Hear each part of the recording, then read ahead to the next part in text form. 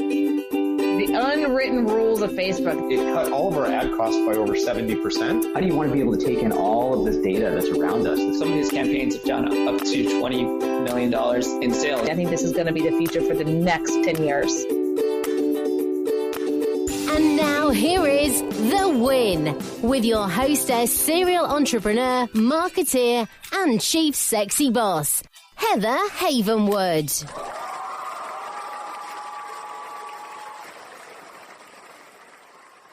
Look, our whole world revolves around our iPhone, iPad, Droid. You know, they say we look at our phones on average 150 times a day. And if you're a small business and want to actually grow, you need to reach people where they're looking at and listening the most, their smartphones. See, marketing via text messaging is a great way to start, and it's super easy. Just text the word START to 72,000 to learn more about my friends at Mobit. They're marketing experts, and they will show you how to use text messaging for your business and to get more leads and convert them amazingly. Again, text the word START to 72,000. Again, that's text the word START, S-T-A-R-T, to 72,000.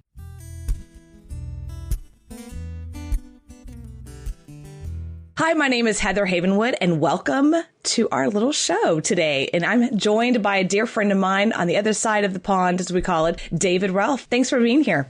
It is lovely to be here, and I'm slightly shocked because when you was on my show, I'm actually a host of my own show. You told me to call you Heather Ann. Oh, firm on that, and you just called yourself Heather. So what is it, Heather or Heather Ann? it's Heather Ann, but you know, it's funny. I don't necessarily call myself Heather Ann. Isn't that horrible?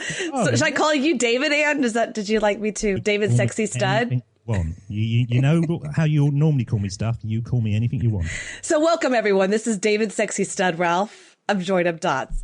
That's good. I like that. Do you like that? You're welcome to take it. I like that big time. That's going to be my branding from now on.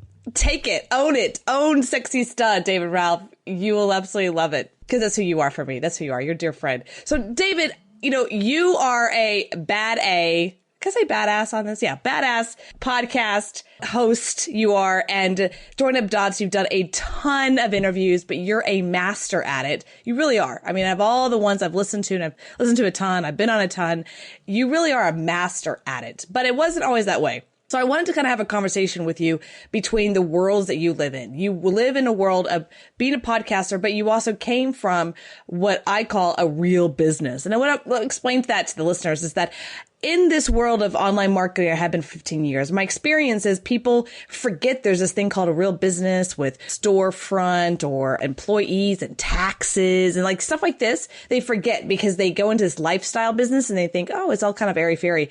That's not what I call the regular part of the world, you know? So tell me about your story about how you kind of got into this and you crossing both worlds.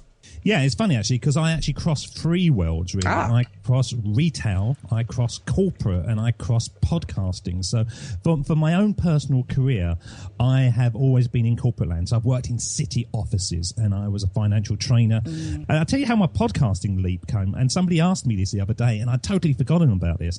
But I was a trainer in a corporation and it was only me and about 400 staff. And so I was constantly doing it all the time. And if I wasn't training, they were asking me to train something else, and it got to breaking point. So I thought to myself one day, I tell you what I'll do, I'll create these videos and these little I didn't know they were called podcasts, but kind of audio files that people can listen to at their desk. And I'd go into a room and I'd sort of record and then send it out into the office. So it was all sort of internal stuff. So when I left my corporation, I'd already sort of built up the skills to become a podcast host, not knowing it. It's how the sort of dots join up. And so it was reasonably seamless. I didn't know that I was going to do this, but I had the skills. And the brilliant thing about it is once you've got those skills, and I always say to everyone, if you're transitioning from a job because it's a bit crappy and you don't like it, look at what you can gain from that job. Really act as a sponge to soak up as much so that you can take it to the next step, because there's gifts within that environment. And so, very quick story. That's what I did. I sort of took everything I could, how to record, how to put it out to the world, how to upload it as files. And then when I came into entrepreneurial world, I looked around and thought, what should I do? Oh, I know. I think I'll be a podcast host. And that's what I've done. Oh, I love that. I didn't know that. So you seriously went into a closet at the corporate office and like recorded things and then uploaded them and sent it out to via email? Yeah, I used to create little videos. And oh my gosh. Videos, and it was like on a training subject. So I used to do insurance and banking. So I'd record a bit of myself sort of with a headphone, a very cheap Logitech headphone, and people would play it at their desk. And I'd walk through the office and I'd see my face burst up where somebody's had the headphones on and do these kind of online training courses. And then I found out it was quicker to do very engaging audio. So you could just kind of record content and blast it out. And so it was the very first starts of me podcasting. And as I say, I'd totally forgotten that until somebody mentioned it the other day and it all came flooding back to me. That's what I used to do. That's interesting. And I have a similar story just quickly is that when I was in corporate world too, now looking back, everything joins up, is I did a direct response marketing campaign. Now, at the time, I didn't do it that. I just did this fax blast, and I thought, oh, well, I'm just going to do this fax blast. And then I got all these orders back and that's called a direct response marketing campaign. I'm like, what? So I completely get that. You just take everything you can from corporate world and you move it to the next space or your next world that you kind of move into. So tell me more about the first one. You said you moved through 3 different spaces. What was the first one?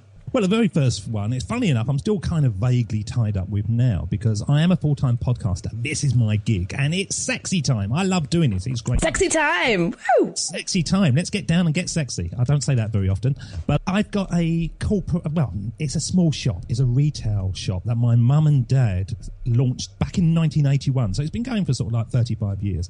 And I started working in there when I was 11 as a kind of part-time job. It was that or doing the paper round. And so I did that. And then, funnily enough, I added a paper round on there because I like the money. And so I've been kind of ingrained in this organisation, this small shop. And now they're coming into their 80s and this shop's still running. It's kind of slipped over to me. So I'm used to dealing with customers face to face and answering the telephone and doing all this kind of stuff that on the online world we try to get away from. Now, I don't do it very often because, to be honest, I say, no, I'm not going to do it unless it's absolutely needed. But when somebody goes off on a holiday, I sort of step in and cover. So I'm fortunate that my business now is pretty much online and can be uploaded and run at will, So when you're in bed, it's doing its stuff.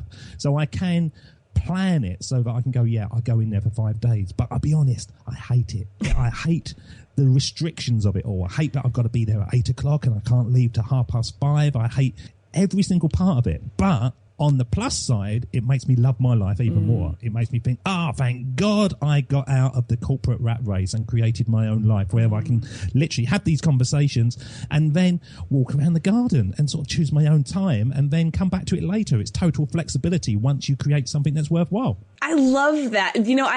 I completely understand that, especially coming from where I came from corporate world. But there was a moment, Dave, and I want to share this because I completely understand when you say you really love what you do because you kind of go between both worlds. You start to appreciate your world. And there was a moment back in the day, back in 2005, 2006, I was literally completely distraught in my business at the time. And I didn't know what to do. And I just was like scared and wasn't sure if I should go back to corporate world. This is what I did. I promise you. And I kind of feel bad that I did this, but I did. I totally did this. I got in my car. It was the middle of the day. I got in my car. I lived about 2 miles from the downtown area and it was the middle of the day of a work day. And I went down there and I literally sat across from like a little park where all I call corporate bees with their little magnet employee badges kind of hanged. And they were all having like a little lunch and then they all kind of went back into I called the little birds went back up into the sky of the little building. And I went, I'm not there. I'm okay. And that made me feel better. Is that horrible? But it did make me feel like as long as I'm not doing that, I'm okay. Yeah. And it's true, isn't it? When you find your thing, and my show is my thing. I just know it. And fortunately, it's gone very, very well. I'm not saying it was easy. It was bloody hard, to be honest, to get it going in the first place. Pushing a boulder uphill, it takes a lot of effort until you get to that bit where it kind of gets lighter and lighter and lighter and starts rolling away with you. But through those adversities, you think to yourself, why am I coming back to this? Why am I coming back to this thing that is so much harder than I was doing before? And it just comes down to one thing. I love it. I love it and I want to get better at it. And that is what I feel. I feel every morning that, thank God I made that decision because it's a decision that I made. Nobody forced me to leave my company. They didn't want me to leave, but I left on my own terms. And I say to everyone, when you do that and you have only got plan A, because I'm going to be a podcaster, I haven't got any other sort of strings to my bow and I don't want them, then plan A is how it works. No escape route. Oh, I love that. That is so true. It's like you just go off the cliff and you just make sure you're committed 100%. Tell us a little bit like the statistics of your podcast, how long you've been going. And I think you do every single day. Like, tell us the world of your current podcast. Well, funnily enough, tomorrow is going to be the 19th of March, and I just got an email flash up saying, oh, your domain name was 2 years ago today. So I actually bought the domain name on the 19th of March, 2014. I actually launched the show on April the 30th, 2014. For the first year, I went 7 days a week, and it was an hour-plus show 7 days a week. But then when I got to the year, I sort of wrote out to my listeners and said, what do you want from my show for the next year? Let's be creative, people. And they said, less of it. We can't keep up with it. And I'd kind of thought that people would come to episodes randomly. They might choose one on a Monday or one on a Friday, but they were trying to listen to every single show and they couldn't keep up with it. So we sort of went down to 3 days a week, and now I do 4 days a week because I've got such a block of shows now. We do Weekend Rewind, which I dip back into the vaults and reissue another episode. So that goes live on Sunday, and it's a great way of doing it. And the show literally killed me in the first year. The first year, thank you for being honest, because that's a lot. That's a lot. But I learned so much about how to record and edit and release a show quicker than anyone. My finishing process after I do a show is about 19 seconds, and I know most people take about 2 hours. Oh, at least, yeah. So I literally record and edit live. It's like a DJ. I slide things up and I drop in sound clips and I move things around. So it gives my show a kind of talk radio vibe. It doesn't feel so much of a podcast. It feels more of your favorite breakfast show, that kind of thing. And so, it's gone extremely well. And funnily enough, at the moment, I feel like it's hitting its next stage. It went very well and then hit a plateau for quite a while. And no matter what I was doing, it wasn't seeming to making any difference. But now my show released this morning at sort of 12 o'clock GMT, and I've had more downloads by this time than I normally get in 4 days. So it looks like it's hitting its next level and people are starting to find it. And there's a lot of work. There's a lot of work involved, but if you love doing it, you don't mind the work. That's very true. But I think it's interesting. I have a question though for you, because your show is a lot like radio, like, what I call old school radio entertainment. And something I've been doing, actually, this is a question for you. I've been doing this personally. I've been listening to Rush Limbaugh lately a lot, mainly because he's so good on the radio. Like, the guy's got a 3-hour show. The guy he's just great, And so I've been kind of listening to him on how he's doing his show on a professional level, because I don't consider myself a radio person. I've never really taken on understanding radio on any level. And now I'm listening to talk radio pretty much all the time, locally and then nationally. Is there anyone that you listened to for a while, locally, internationally, that you wanted to kind of go, okay, they're a professional, I can do that? Or did you just take it on, you're going to be yourself? Yeah, I took it on that I was going to be myself. I knew right at the very beginning, fortunately, because I used to come from a training environment and I used to stand up in front of people and I'd just be myself. And I knew from that part that it was the way to go. Yeah. Don't try to become somebody else because you're a diluted version of that somebody else. And the reason why they're successful, you're never going to replicate it. And you see it in podcasting where people go, oh, that person's got a really top ranked show. I'm going to do the same thing. I'll be successful. Right. You won't be successful at all because people like that show because it came first.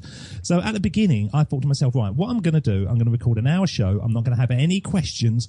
I'm going to respond. We're going to have laughter. We're going to have tears and just create something that can't be replicated. And I think my show is very difficult to replicate. But going back to your questions, I do. I look at people and I look at the nuances of interviewing. I think there is a skill to interviewing. Number one, first of all, I stopped listening to any other podcast because I didn't want at the beginning to be comparing myself with anyone. I just got my head down and started creating my show. So I didn't look at iTunes ranks and people talk about new and noteworthy. I didn't care about that at all because I thought if I'm worried about the first 8 weeks of my life, then I'm missing a trick. You know, if I was worried in 4 years, then yeah, I've got something to worry about. But in that first 8 weeks, you can't grow a business in 8 weeks. But in podcasting land, that's what they kind of say. So I stopped listening to any podcasts and I just focused in on my own skills. But I listened back to every single show of mine 3 or 4 times. Now, I've done 575 shows, and even yesterday I recorded 4 shows, and I've listened to each of them 3 times because I want to get better at asking the right questions that I've never heard before, asking the questions that the guest understands and doesn't have to ask for extra clarification, and understanding the backstory of a question. Now, I'll tell you who does this very well, and I was watching him last night, is Howard Stern. Now, whether you like Howard or not, and he's not a big name in the United Kingdom, he's a much bigger name in America. Mm-hmm. He will ask questions that the guests will answer, and you almost think, why are you answering that? And it's almost like they haven't got a choice. They have to answer it. You know, I heard him talking about Simon Le Bon's scrotum. You know, who wants to talk about that? But Simon Le Bon... That's Howard Stern.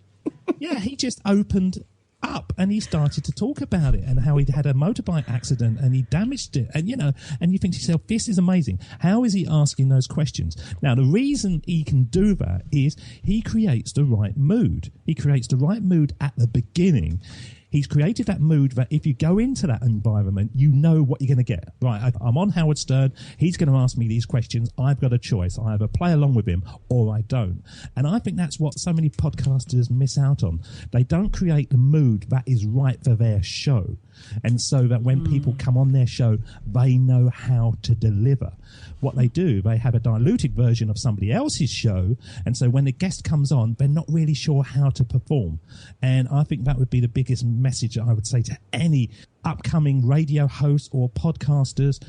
Be consistent with what you're delivering because it makes it easier for you in the long run because people will then know how to deliver back to you, and that's your guests. Does that make sense? Oh my gosh. Actually, I'm taking notes, but what's really interesting to me, first of all, you just turned me on back to Howard Stern, and because I think he's brilliant. He's, forget about his politics or what you think of him like on that level. He is a brilliant host. And you're right. Like for some reason they go to Howard Stern show and all of a sudden they're talking about their dirty laundry. You know, I'm like, why are they? Yeah. It's the mood. That's really interesting. No one's ever pinpointed, you know, like what it is about him. But you're right. It's some kind of like a mood that he creates that allows people just to kind of share their dirty laundry on this radio show / podcast. Do you think your what I call hard, you know, retail business, because you grew up in a business. I mean, 11 years old, your parents are working in a retail business, and what I call a real business with employees and customers and inventory and all this kind of stuff. Do you think that gave you a great sense of being an amazing entrepreneur now as a podcast host? I think it gave me the ability to connect with people. I think there's no harder audience than a customer. So when a customer comes in, they want it quickly. They want it cheaper than they got before. They want it right, even if they give you the wrong information. You know, our business is car spares shop. So if you know anything about car spares, nowadays you need to have the registration plate. You need to have the number plate, the license plate. If you don't, there's more often than not 5 choices of every part. But you will get customers that come in and they will say, yeah, I want an oil filter for my car. And you say, okay, what's the registration? Oh, I don't know. They're all the same. And you think they're not all the same. And so I think that ability to be able to connect with people who aren't willing to connect with you has become very useful as I proceeded through my career, because I became an induction trainer. So when somebody new would come into the company, I would teach them how to be a member of staff before freeing them out into the world. And I had to learn the ability to connect with people very, very quickly so they can trust me. And I've got a natural skill, which I think I've fine-tuned over the years because of all these different environments, that if I meet someone, even if I don't like them, they will think that I like them. but I don't do it in a kind of suck up way to them. I just manage to mirror their behavior. Whatever they want from me, I deliver back. I become a kind of personality chameleon, if you understand. Yeah. And that's what I've got from that environment. Like a mirror matching is what I hear. Like a mirror matching. I learned that particular skill. I'm like you. One of the environments I learned how to connect with people was when I was traveling around the country doing seminars. I mean, you literally would go into a city, unpack your bag, go downstairs to the seminar, and you would be in front of strangers, 100 of them. And your job in an hour and a half is to see how many you can basically convince to know, like, and trust you to be safe to give you $3,000. I mean, you had to learn how to look at your own body structure, how to look at them in the eye, how to connect with them and be with them and not let your stuff get in the way, So I get what you're saying. Now, I haven't been in a retail environment, but it sounds similar. Like you had to really connect fast and be able to move them towards the next step or let them go freely in a positive manner. Like, okay, it didn't work. We don't have the part, move on. Thank you so much for coming in and hopefully you'll come back again. That's pretty interesting. And it's in a mirror matching perspective. How do you think, or do you think you have mirror matched a few things with Howard Stern, or have you? Or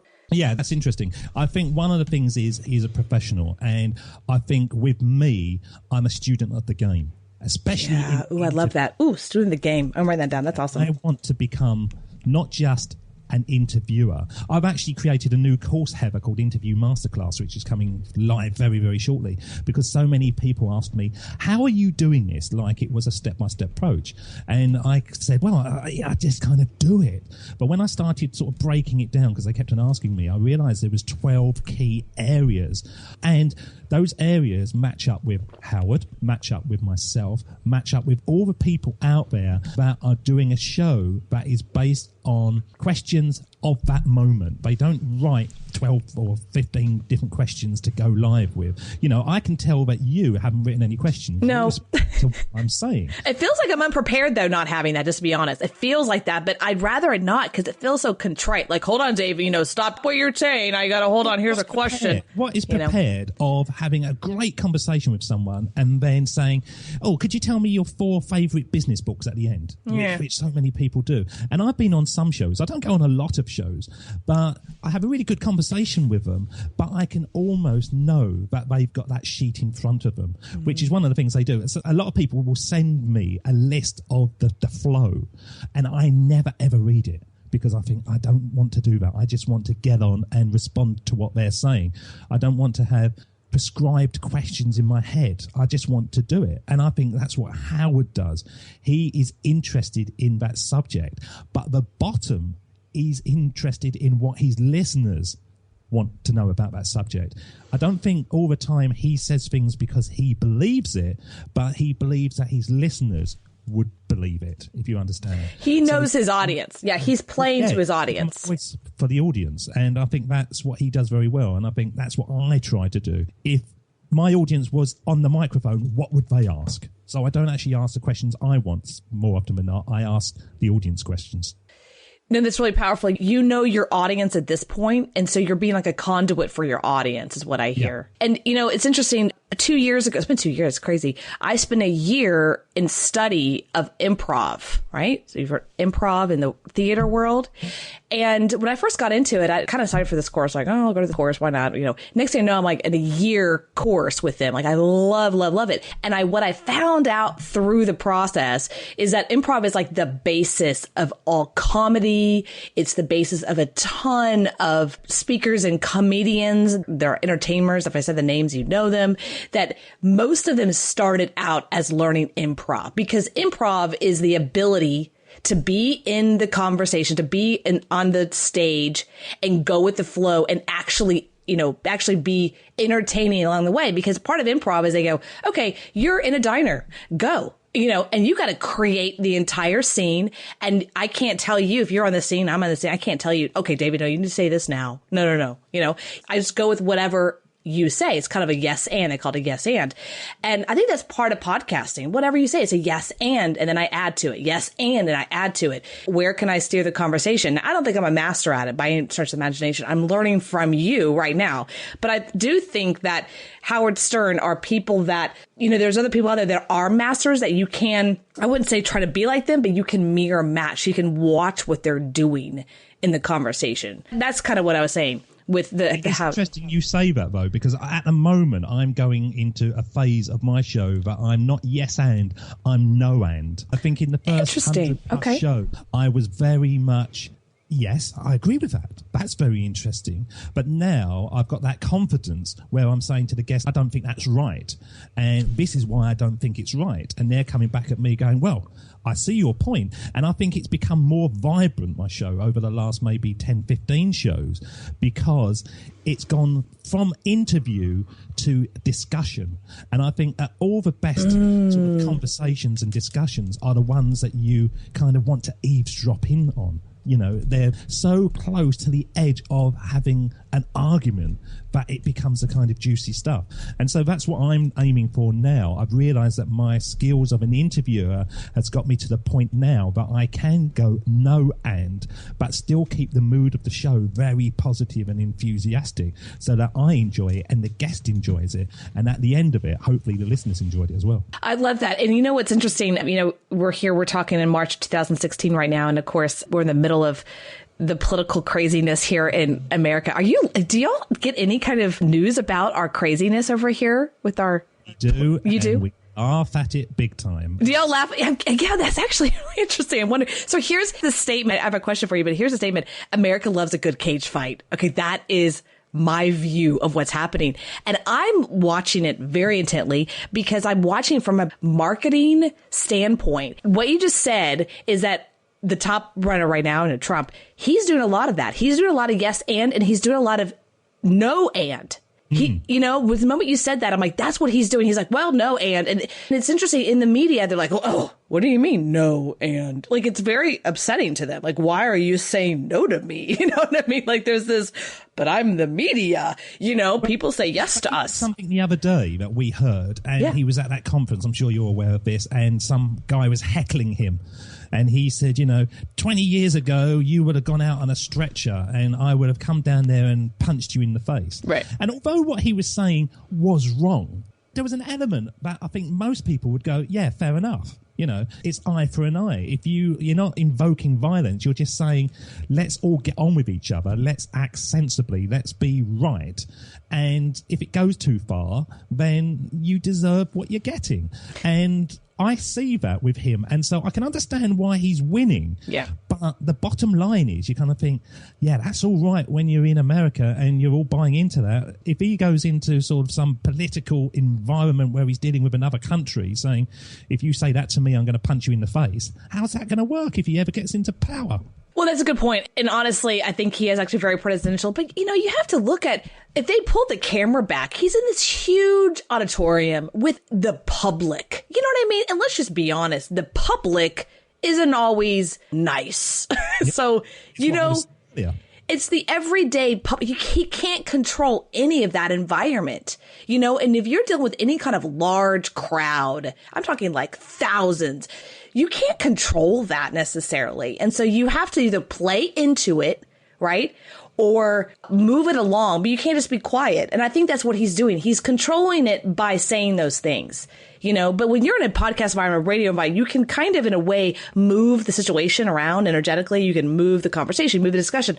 But when you're in this huge auditorium, I mean, God, that is just hard to do. And you're dealing with the public. I mean, anyone could walk in there, Yeah, the bottom line is, yes, you're dealing with the public. Yes, you're saying what's in your heart and what's in the rest of their hearts. Yeah. But ultimately, there comes to a point where people are frightened of that. And you see that time and time again. Yeah. We like realism. We like authenticity. We like people being unique. And he has got that. And Howard Stern's got that. Yeah. And all of them. But it comes to a point that the establishment goes, yeah, I love what you're saying, but no, hang on. It's just too much.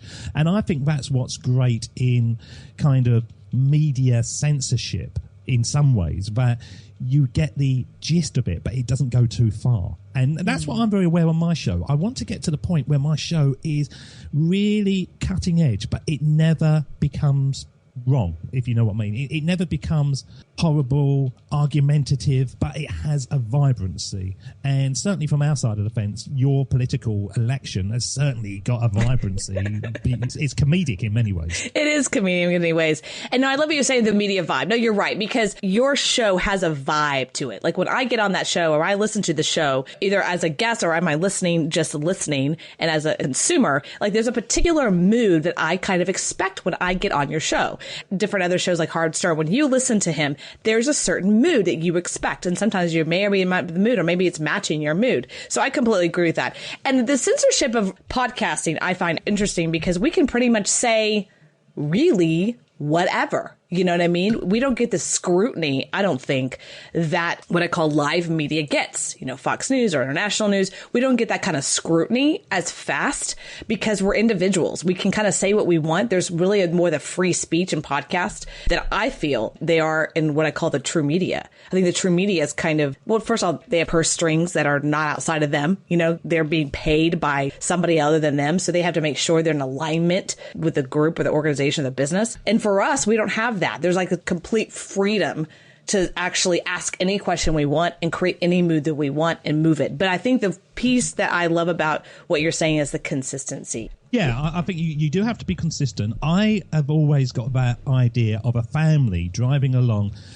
listening to me in the car, and the two kids in the back go, what's he talking about? So I'm always aware that although we might touch on some adult conversation, it never steps over. I would never want my show to be uncomfortable listening to. Yeah. And as you say, there are certain audiences that will tailor to that market.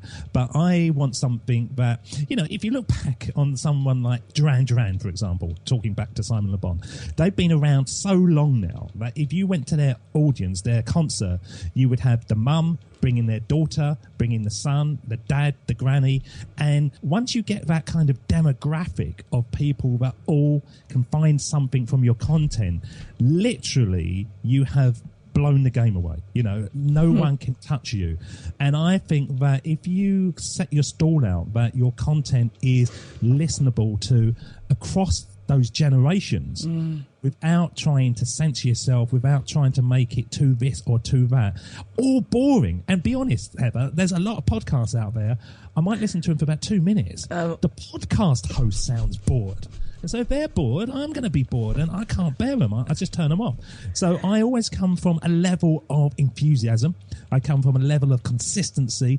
I try to make my audio as good as possible. I like the idea if somebody's driving along in a car like you can in America, and you can sort of go through the radio, you get radio station, podcast. And once you hit a podcast, it doesn't sound like two men talking through baked bean cans, which sometimes it does. It sounds dreadful. So I like the idea that my audio is as good as possible. And so many people say to me, how do you get it sounding like that? So that's what I think it is. It's that consistency. It's that professionalism. It's that basis of, this is me. This is my job. And if I'm not liking it, then no one else should like it. So you've got to put your best foot forward every single time. Wow. Thank you so much for that. Yeah, no, true. I'm just laughing because I love your analogy. What was that? A bean what? Sound like... Can. You know, you get two people and a bit of string and they talk through baked bean. Oh, a kid. And some of them, it sounds terrible. And I almost have to sort of write up to these podcasters and say to them, are you listening to your own show? Because it sounds one of you's in a coffin and the other's in a cupboard and you're trying to talk to each other. And it sounds dreadful, but they release it and put it out to the world. Now, with podcasts, we all will look at our shows and go, yeah, I could have done that differently. I could have done that better. That's the progression. So until you start recording stuff, you don't realise actually that your microphone wasn't on loud enough and whatever. But when it's that poor, you can't believe that people have released 70 shows and it still sounds that poor. Let me ask you one question, because I meant to ask you this, and it's something that I know some actors do and some very high professional athletes do. They watch their own, you listen to your own show. When you said that, first of all, I have this thing, I have a really hard time with that. I'm like, I can't listen to myself. I don't know what that is. But I know that, forgetting his name, he's a big time NBA basketball player. He's retired now, but he was somebody that actually would watch his own plays, the next day.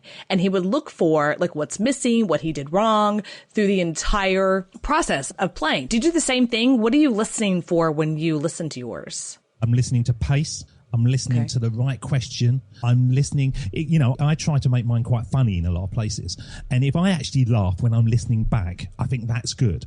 And I listen to the nuance, the atmosphere that you get on the show. I recorded one a little while ago and it was terrible. When I was recording it, it was terrible. I'd ask the question and the lady would go, yeah, that's right. I've been on one like that. It's like, oh my God, I'm pulling teeth.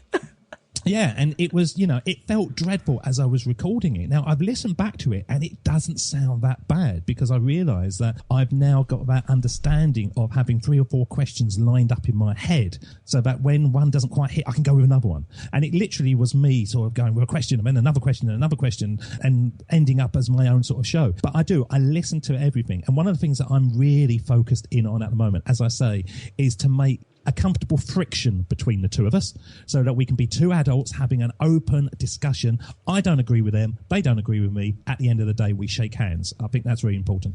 And at the very beginning, if you listen to my early shows, the first 10, 15 minutes used to just be a ramble. I used to just be sort of going, what did you do today? And, what are you doing at the weekend? Total pointless. Now I literally steam into it.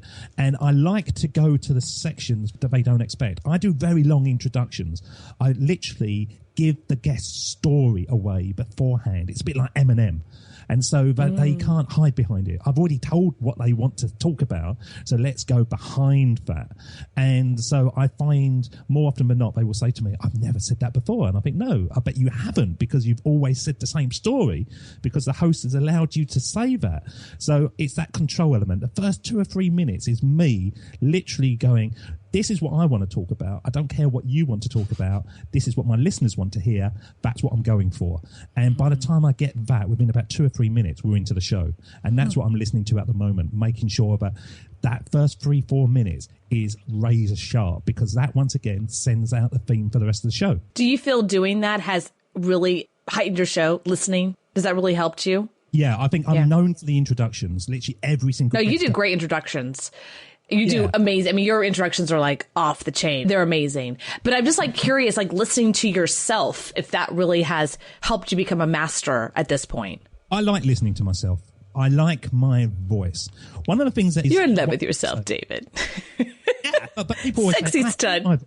I hate my voice. I can't bear listening to me. And I always say to them, you're the only person on earth that thinks you sound like that. Everybody else thinks you sound like you sound, so just get used to it. And so now I listen to myself, and I like the way that the voice has improved. It's a totally different skill from being on the microphone to being in an audience scenario. You talk in a totally different way. And I like the fact that the confidence comes through, the way your voice goes up and down. And people always used to say to me, you've got a perfect voice for radio. You should be on radio. And I never had the confidence to really buy into it. But now, every single day, I listen to it. And, I'll be honest, Heather, my show is my favourite show. I listen to my podcast more than any other. And that's not arrogant, but I enjoy it. And I enjoy what we're presenting to the world. And I actually laugh at my own jokes, as I say. And when somebody bursts into tears, which we've had quite a lot at, I actually enjoy that in a funny way, because I realise that we've become raw and open and honest, and there's no barriers between the two of us. We've connected. And so that's what I listen to. I listen to all those things, but you've got to. That guy listening to his own, or watching his own sports performance, how can you improve if you're constantly churning it out but not reflecting? You've got to look at yourself. You've got to listen to yourself and get over yourself. That's what you sound like. That's what everybody else hears. It would be weird if everybody else heard something different, because they don't. That's your voice. Wow. That's pretty impressive. I'm taking that on. Voice. Anyway, I love listening to your voice. Oh, thank you. Thank you. I'm one of those people, like, I don't like listening to my voice. I'm one of those. I don't know where that came from. I have no idea. But yeah, even when I performed on my improv, I'm like, I don't want to see it. And I don't know what that's about. I don't know. But I think you're right. It's like taking it on as being a master of something. You have to be willing to say, I'm a professional here and I'm going to be listening to my voice and watching my show or whatever it is to go to the next level. Because that's what I do with my copy every day. I mean, I reread my copy, you know, and I read it out and read it again and read it again and change it and change it and change it until I feel it's perfection to be able to send out. So it's the same thing. So I'm going to wrap it up. And I just wanted to say, does this one feel good? Yeah, I wanted to get your feedback since you're the master. I always feel if I feel excited, then hopefully it's coming across. And sometimes you do a show and it feels like you're pushing a boulder uphill. Oh. It just feels a bit flat. And funnily enough, they're the ones I get sort of emails from people where they go, oh, I love that show you were talking to someone. I think, really? It never sort of really hit home for me. It felt just like I was slogging it. But in this one, I feel like jumping up and down and doing Rocky, coming over and hugging you, and doing some crazy stuff. I would take the hug. Rocky. I love that show. I love that movie. Old movie. Rocky. I mean, I actually play that song in the background sometimes to keep me going. Da-da-da-da. Yeah, I love that movie. This one. Thank you. Well, thank you for this. Oh my gosh. Da-da-da. Oh my gosh. I'm going to start crying. How can you not love that, eh? Oh my God. Thank you so much for that. Thank you so much for that. I'm going to start tearing up. Can I say I'm sexy boss Rocky girl? Is that yeah. Well, no, Rocky's he's a bit punched up now, isn't he? Yeah. When you go for the sexy boss, go for that bit. Go for that. The glamour. Go for the glamour. Thank you, boss. Thank you, sexy stud, Mr. Sexy Stud. Well, everyone, this is sexy stud David Ralph with Join Up Dots. Go listen to his podcast. And just from the other side of the pond, thank you, love. I really appreciate you being here. And I have learned a ton from you, not only on this podcast and listening to you, but also with your courses. And I would love to purchase your new course coming up. Tell us a little bit about that course coming up. You said it's about to launch. What is it about? Being a master interviewer. It's about in the next couple of weeks, actually, and it's interview masterclass. So it's 12 videos that we break down how to do the perfect introduction, how to do the research, how to deal with a guest when it hits the fan and they just don't engage with you, how to build rapport with people very, very quickly. So we really sort of delved into it, and it's been in sort of beta. I've been testing out with people, and they literally say that this is going to be a game changer, and there's a lot of people. And it's funny, it's led me on to a next one that I'm building. Because of that, I focused in on the host, how to create the best show. A lot of people are saying, oh, I'm a guest on shows, what do I need to do? So we're starting to create a new one, which is to help guests really wow on shows, because at the end of the day, the only reason they come on shows is to ultimately sell their products somehow at the end. And more often than not, the guest is missing a trick, especially when the host isn't very good, and it just seems a waste of time. So what you want to do, as you do very well, Heather, and you were saying at the beginning, you over deliver the value no matter who you're dealing with, and that's what we're going to be trying to teach. Well, thank you for that. Well, I'm definitely going to be a yes to the master class on the interview, because I want to learn to become a master interviewer, because it's not my natural. I feel like I'm really good as a guest. So I'm definitely interested in that course when it comes out. So everyone goes to joinupdots.com. And is there a place for the course on that one, or just go to Join Up Dots? Yeah, we're going to link it to there. We haven't actually sort of launched it at the moment, but that will be the place that it's going to be connected. No worries. Well, this is not going to be launched immediately, so it's going to be launched in the future. So possibly go now, because it's probably already there. So thank you so much for being here. And last words, or places that anything you want to say to last words, and where can they reach you and all the good stuff? Well, you can just go over to Join Up Dots on iTunes, or just Google Join Up Dots and you will find me. But of course, listen to Heather's show first, because it's a lot better than mine. And oh my God. It's an absolute delight to spend with. And there's certain, I've spoken to 500 plus people, and I would say that Heather's actually, she's gone from being a guest to a friend. And that's the sort of biggest testimonial I can give her. Thank you. Thank you. That's actually true. Thank you. You're my friend too. So thank you everybody for listening, and go hang out with Join Up Dots, David Ralph. Thank you for listening to The Win with Heather Havenwood. Interested in coaching with Heather? Go to heatherhavenwood.com and sign up for a business discovery consultation. Here is your free gift for listening. Get 3 audio chapters of Heather's book, Sexy Boss, How Women Empowerment is Changing the Rulebook, when you text the word sexy to 72000. Again, text the word sexy, that is SEXY, to 72000, and receive your 3 audiobook chapters. Number is good only in North America. For outside the USA, text SEXY to +1 323 457 2288. Text SEXY to +1 323 457 2288. Long distance charges may apply. Heather wants to hear from you. Questions you want answered on the show. Comments, interview requests. Email media@sexybossinc.com or leave a private voicemail. 51 Boss is me.